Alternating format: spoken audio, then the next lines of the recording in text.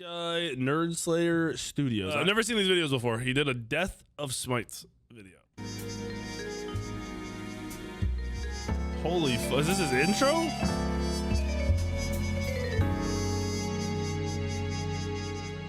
Featuring over 100 gods and deities from 12 plus different pantheons and being practically the only third-person MOBA, or the only one remaining, Smite, which launched back in 2014, was developed by beloved developer, hated executive suite, Hi-Rez. While Smite always existed, relatively speaking, in the shadow of the titans in its field, pun intended, the top-down MOBAs, if you will, League and Dota respectively, it technically has lasted longer than any other MOBA and arguably has had more success than the other ones too. That makes Smite one of the few non-big name MOBAs that found success, which makes it an interesting story. Well, on top of this being another Hi-Rez video, let's be honest, they are repeat offenders with Global Agenda, Rogue Company, Paladins just recently, and now Smite.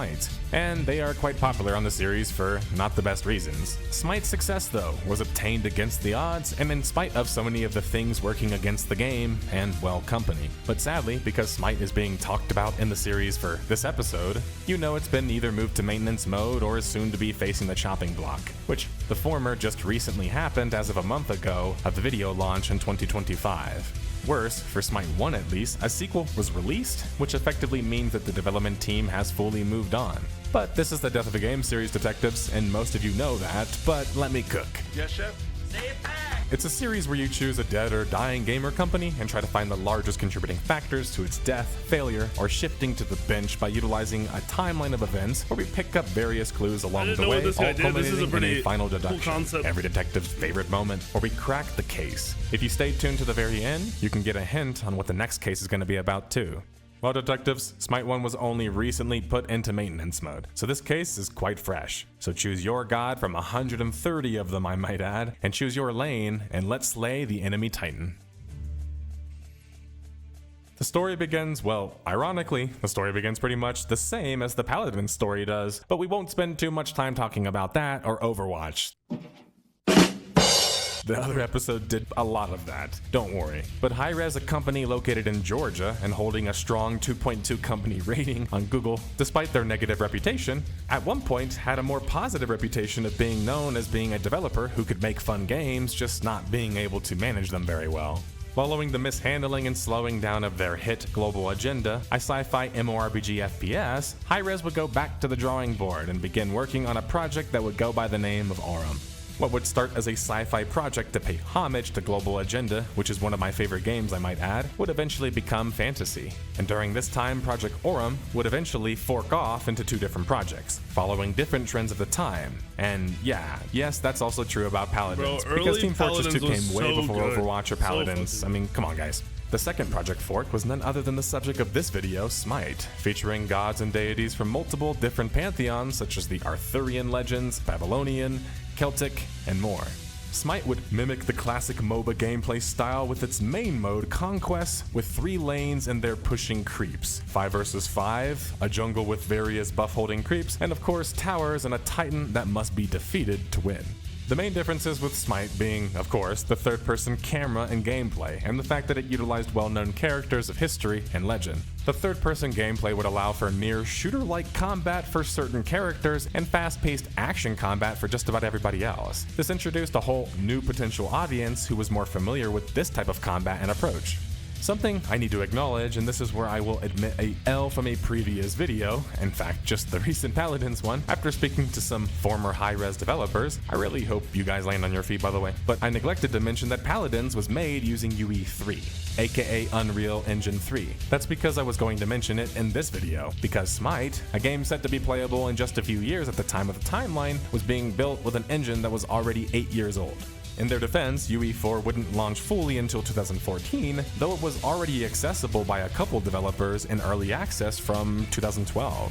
Closed beta for Smite would commence May 2012, and you would need a key to access it. Or if you played the previous high-res games, you were invited, because I'm pretty sure I got an invitation from playing Tribes. Smite during the closed beta days, though, was a different beast, naturally. It had a fraction of the gods in the game, of course, accessible, but it featured largely more 2-1-2 map play, spin was a which was kind of more 4-second common spin in back in MOBAs the at day. the time due to the jungle difficulty and lack of popularity of it, and I can speak to that because I sucked at it. And the jungle wasn't really featured in the lane either. Now, I was personally interested in Smite simply due to the usage of Greek, though more so the Roman styling of the gods, which I was obsessed with as a child, reading Edith Hamilton's mythology in 4th grade. But Smite for 2012 was looking revolutionary, me as a fan of gods or not. You have to think.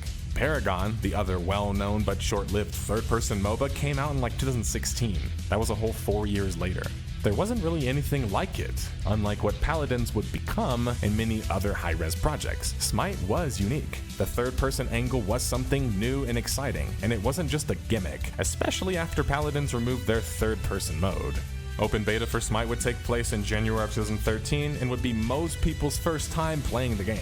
And during this time, Hi-Rez would sell founder packs, granting player access to the current crop of gods and any future gods in the process, all priced at around $40 or less. And this is a great deal, and it's something that other games take inspiration from still today. They're long Quietly gone. in the fall of 2013, Smite would enter a deal with the devil. Just kidding, it's just Tencent. But Tencent was famous for publishing and then taking over Riot Games and Epic Games, just about, and would now be publishing another MOBA, this time a third-person one and only in China. This might seem weird to some. Why would they be competing with themselves? But in reality, it's genius because the Chinese Tencent was cornering the entirety of the MOBA market, except Dota at this point, making their grasp pretty much inescapable.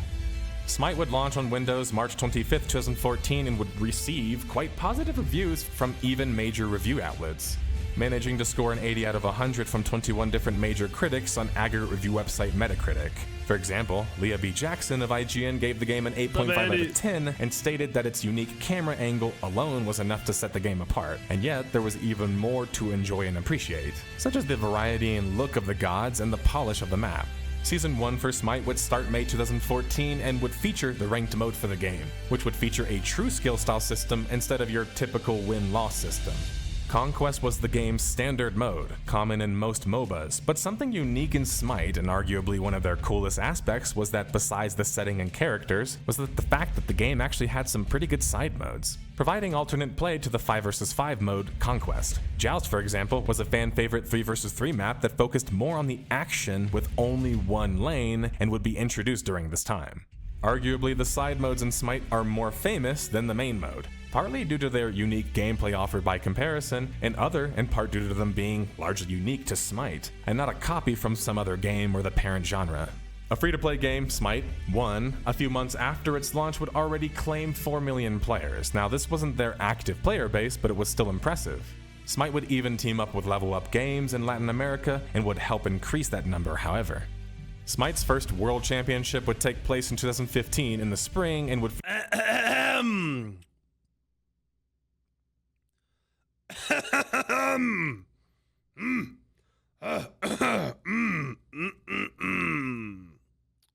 Sorry. feature a whopping $2.6 million in prize pool. While I would normally critique this because it's like, wow, that's a crap ton of money for a game that doesn't even have a scene yet, as being early to a scene before it even takes place and forms organically is also not a very good thing, which is still true, but at the very least, the pool was largely obtained through the purchase wins, of an you Odyssey dumbass. pack, sort of like the Compendium and Dota.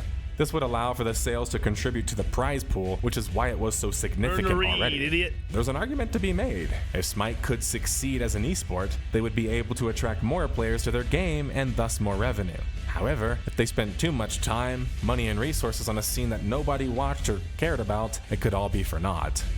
Season 2 would launch February 2015, introducing a new Conquest map, a much sexier one I might add, and even then, a few more gods to release over the course of the season, which would become pretty typical with Smite going on even to current day. Contrast this to Heroes of the Storm, and Smite released far more characters more consistently.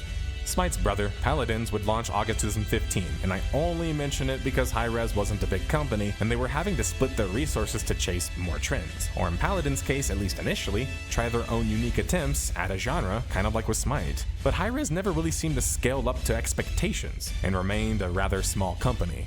Like, sure, saying Hi-Rez has like 450 people working at the company, which probably a lot less now after layoffs multiple times, sounds like a crap ton, but remember, they have like 6 or 7 games that they're working on. So in reality, does Smite actually have hundreds of developers working on it? Probably nowhere close. Smite would arrive on Xbox in the fall of 2015. And this was actually one of the geniuses of Smite, in my opinion. It was one of the first MOBAs to come to console, literally, and it eventually became one of the most dominant ones there too. I mean, I know so many gamers who played Smite on console first before ever playing another MOBA, like my cousin Ty. So it really was an effective gateway drug for so many players tapping into an all-new audience. I mean, Hi-Rez had no competition on console.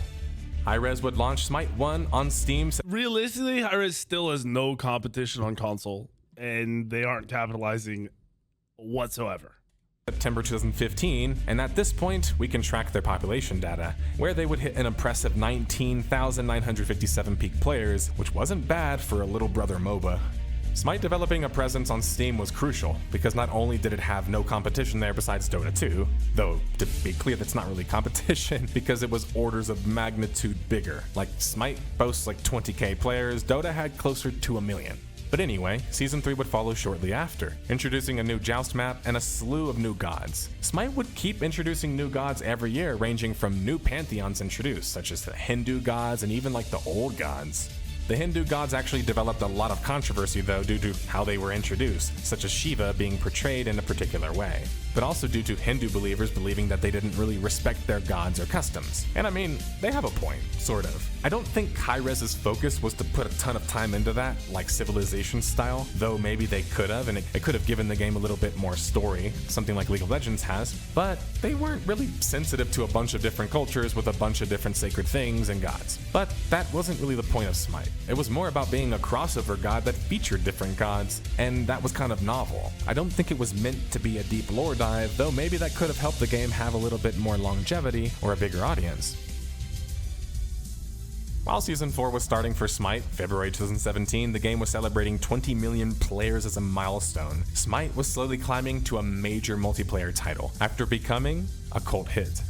Another year and another season of updates and new gods would come, this time a new conquest map to spice things up and keep things fresh. But really, compared to when Smite was first playable, the game was in a much improved state, and I can even attest to this personally. Rock Paper Shotgun picked up the game at the time and had some improved impressions where they spoke about this. I would even argue that the new design changes and improvements, the game was almost like unrecognizable in some ways, and largely in positive ways too.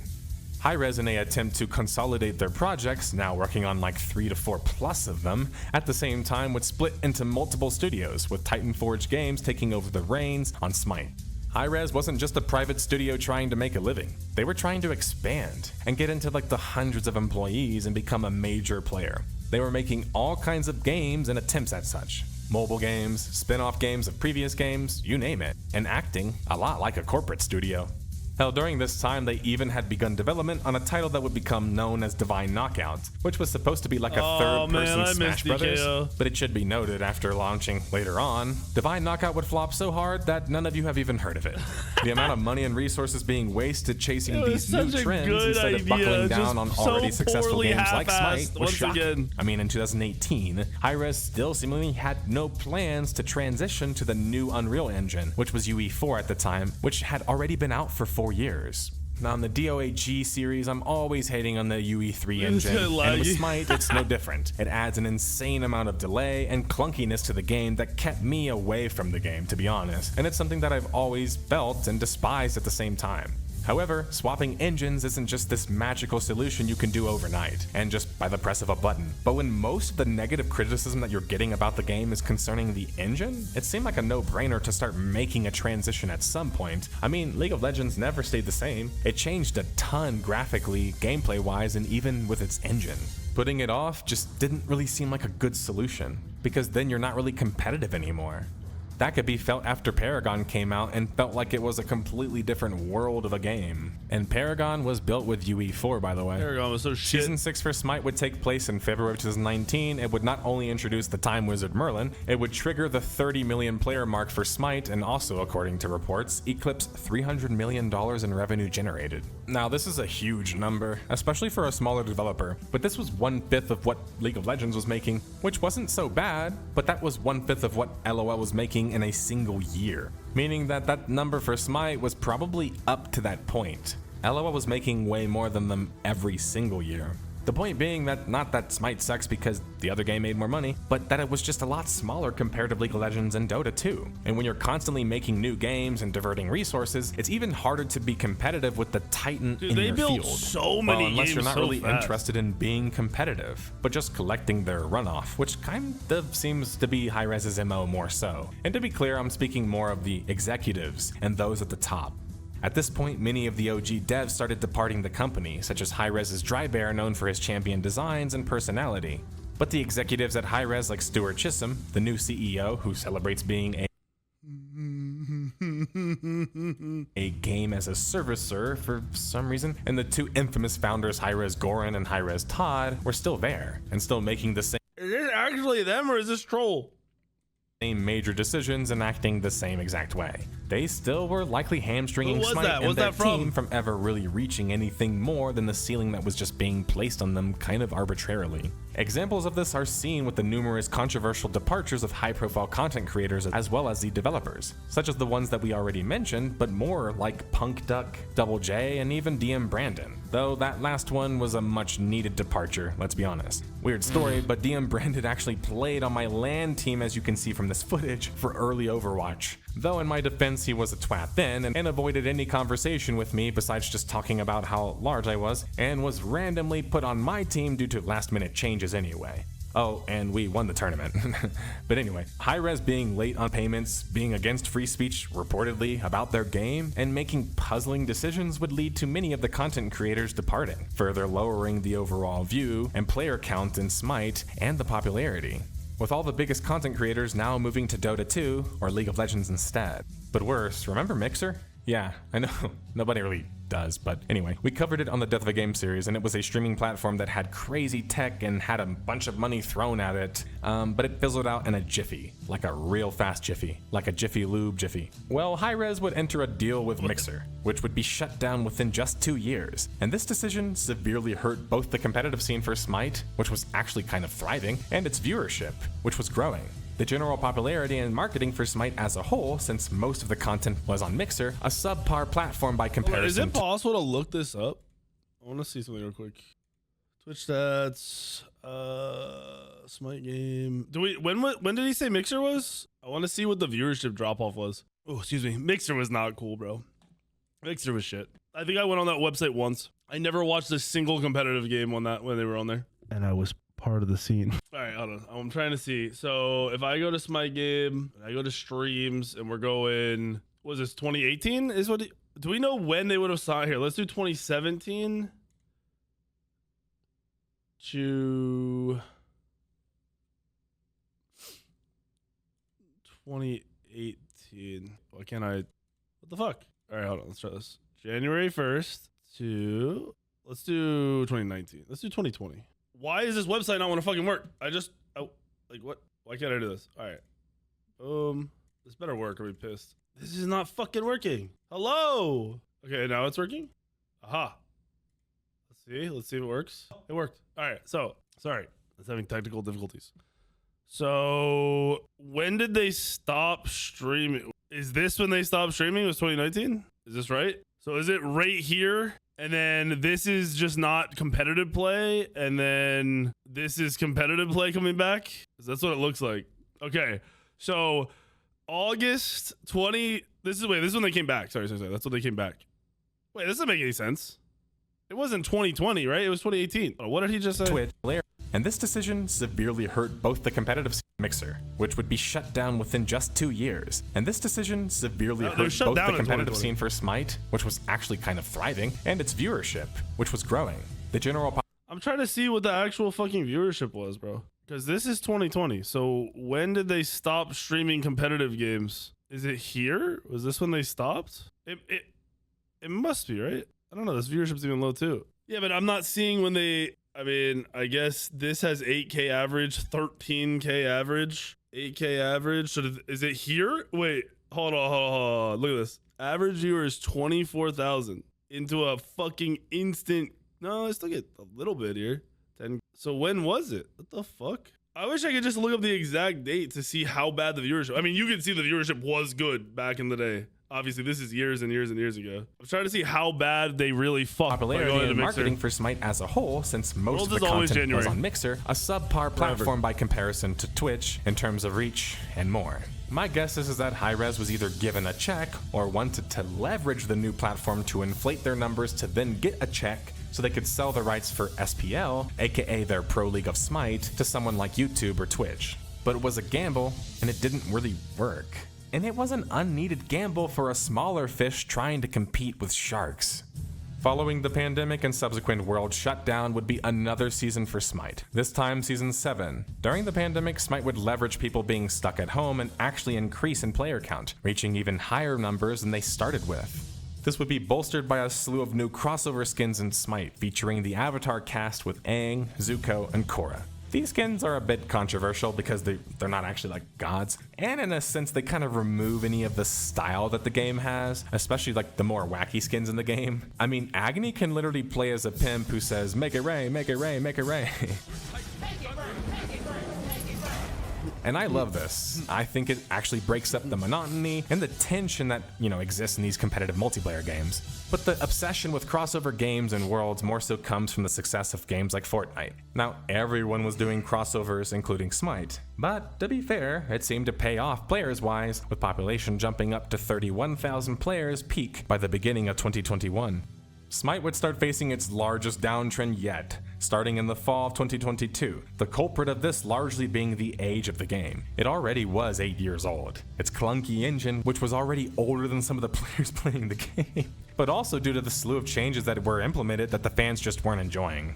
Things get worse and more complicated when you have a large number of your players not playing Conquest, but you're balancing only for Conquest. And not just Conquest, but the SPL, or the Smite Pro League. Balancing around your top players is commonplace, but when the design changes aren't appealing to the large number of players, it's just a recipe for disaster. Season 10, as reported by the fans, would introduce multiple changes back to back that would lead to a stale meta, and even in some cases just subpar gameplay. But things would start rebounding about a year later, with a series of mini seasonal updates in 2023, introducing yet more gods and a new map.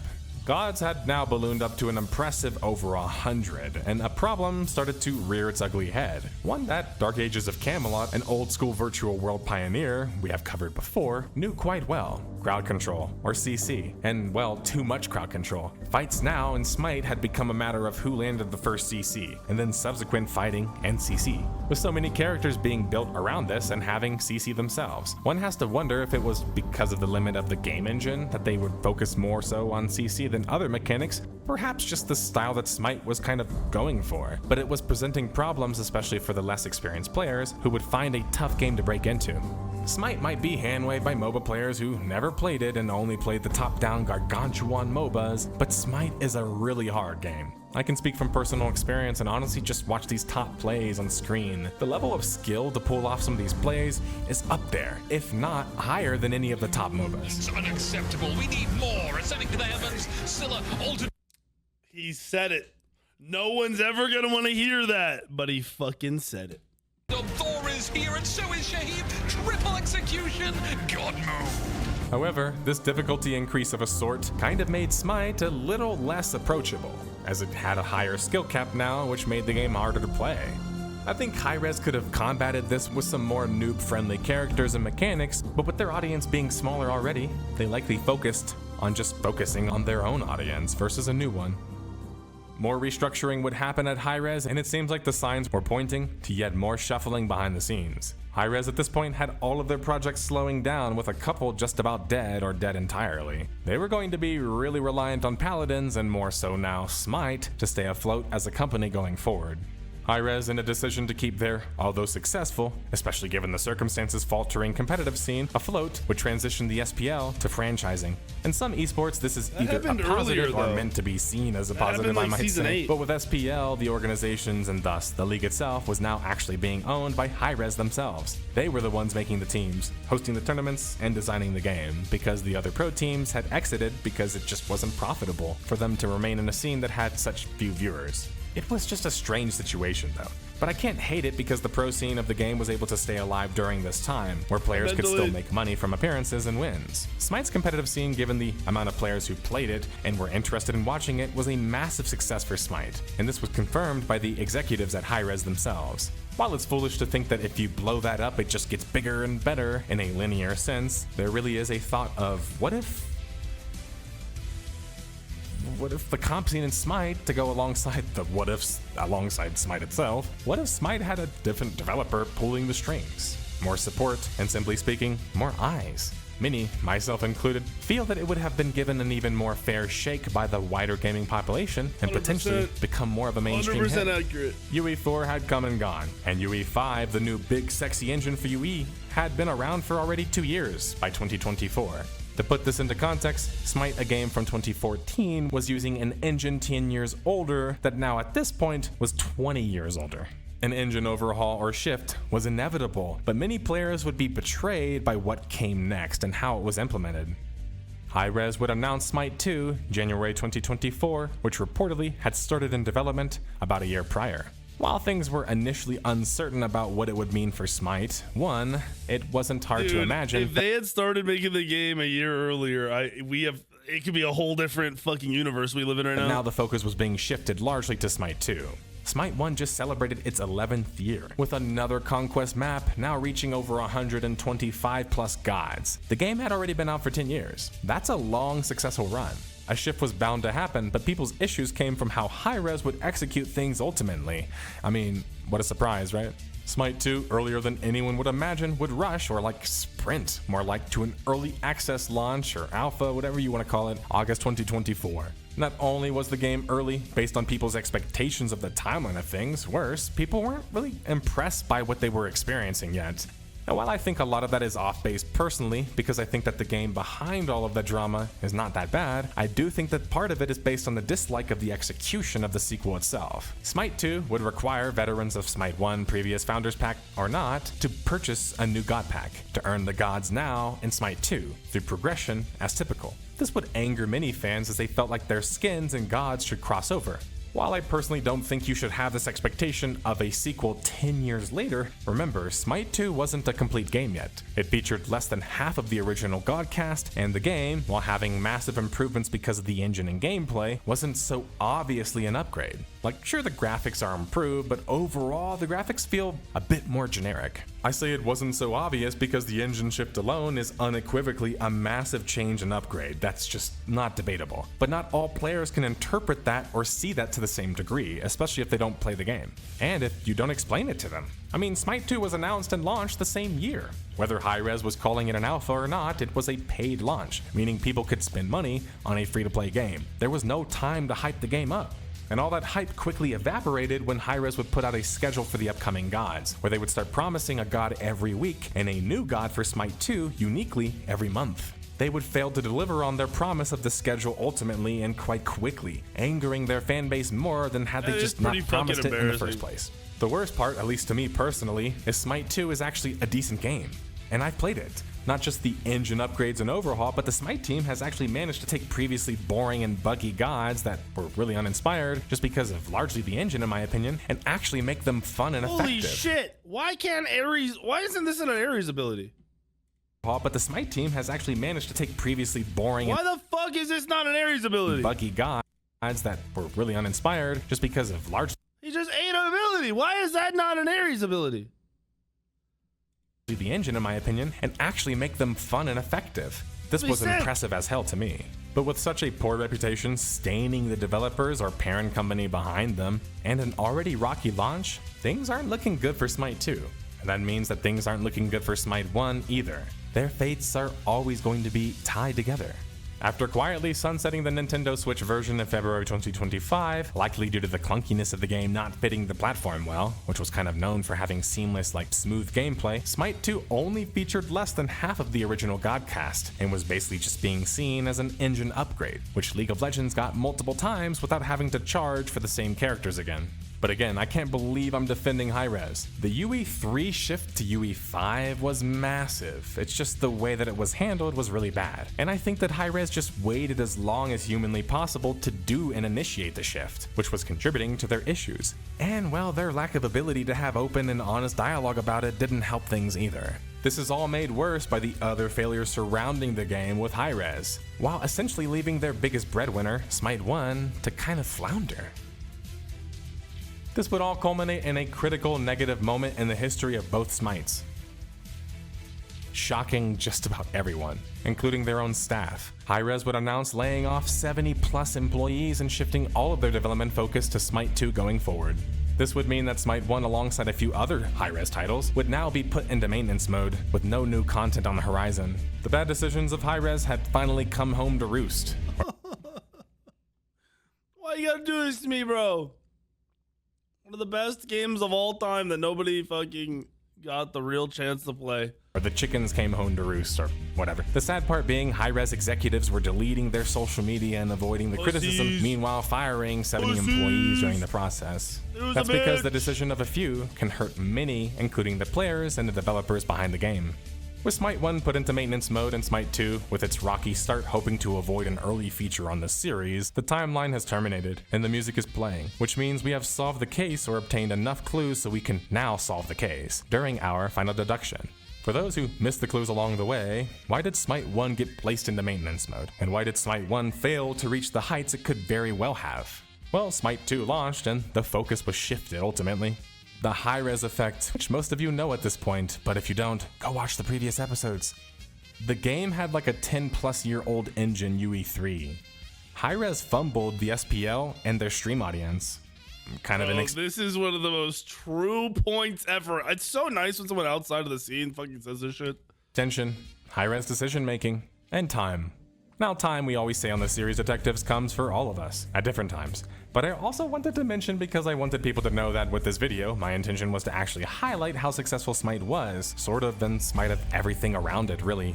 The Death of a Game series isn't always about failures. Sometimes we cover titles that didn't quite make it to the heights that they could have, and Smite really qualifies for that. It was a MOBA that made alternate game modes that were loved and enjoyed, and it became the de facto and only remaining third-person MOBA. It also featured, in arguably the biggest form yet, the most complete roster of gods from different cultures in a multiplayer game ever.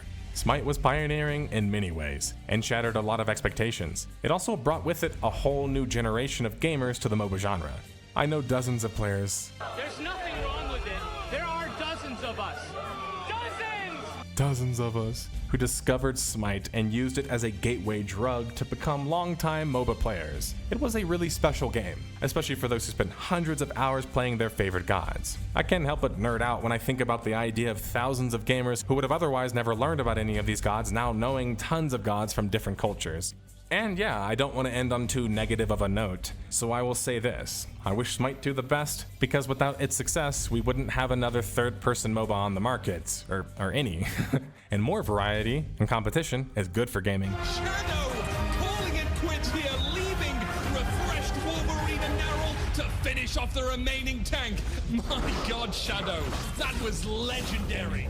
But I can't offer a lot of good words for Hi-Rez, who at this point has had their own clues immortalized on the series. I just hope all of those not in the executive suite in Georgia will land on their feet, because there's so much talent, or was so much talent, at the studio, and that can be seen with their games, just like Smite 1. Thanks for watching, and let me know in the comments below your experiences with Smite, your frustrations with Hi-Rez behind it, and what reasons you think. That's crazy. That's crazy. Good old Hi-Rez. Permanent letdowns. Never fucking do anything for their gamers. Ever. Ever. That was a good video. That was like crazy, the timeline back through everything. Pretty sad. Pretty sad times.